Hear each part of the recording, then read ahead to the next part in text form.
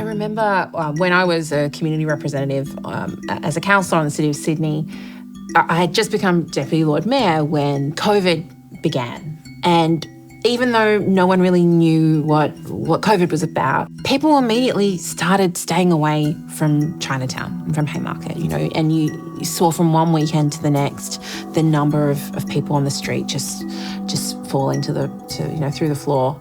And it had a huge impact, obviously, on the businesses. Individuals in the community started, feeling targeted or even receiving, racist abuse.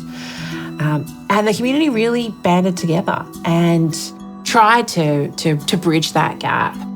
It was really extraordinary to see so many small businesses in Chinatown giving food away to international students or supporting people who had been cut off or left without any government support. And it was really exemplary of a community that looks after each other and that feels a real sense of pride and connection, particularly in that place in Haymarket. Australia's almost historically fought against the awareness or acceptance of where we actually are in the world and the fact that we're part of Asia. And it's only, in my lifetime that we have even started to wrestle with the fact that we are a country in Asia. Despite that, political pushing down of diverse culture and multicultural, Chinese culture and many other cultures in Australia have blossomed and sprouted and spread.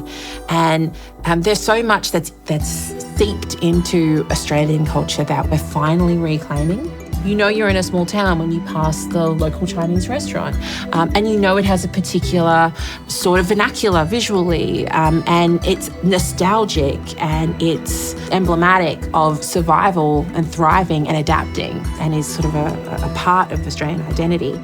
There's very few things that are like a Chinatown. It's one of the few places that is like a cultural enclave that's also welcoming and it's also inclusive.